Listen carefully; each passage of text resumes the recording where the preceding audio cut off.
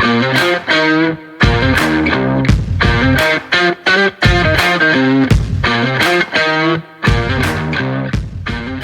this video we're going to talk about throwing and how we can gain more power from our throws. It's really important that, especially when we're throwing from the boundary, that we reach the stumps either on the one bounce or on the full. Reason being is it's the quickest way for the ball to get to the stumps. So to begin with, we're going to just work on our wrist positioning and hand positioning. So all we're going to do to start with is move our wrists up and down like so. Then once we've got used to that, we're going to bring our shoulders and elbow into it, holding our shoulders, making sure that it's just our elbow and wrist doing the movement, both moving simultaneously. And then we're going to bring our shoulder into it.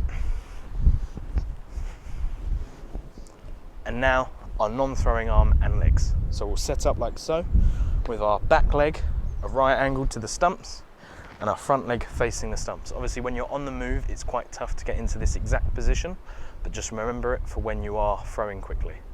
Our non-throwing arm can either point with our elbow or our arm. Personally, I use my elbow. And then what we're going to do is we're going to place the ball on a shelf. Sounds weird, but by that I mean we're going to set it back and place it on the shelf with our wrists, like so. And then we're going to work on throwing, but not actually throwing the ball.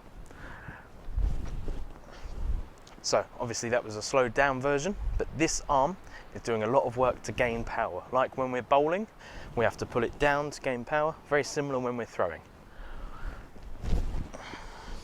And then making sure that we rotate our hips and follow through.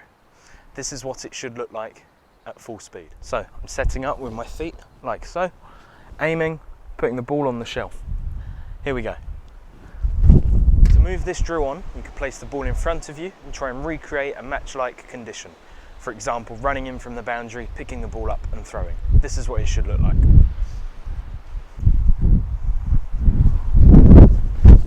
That is a nice simple drill you can do at home to practice your throwing. As always, thank you for watching the video. If you could do a few things, that would be like, subscribe and share. It'd be much appreciated.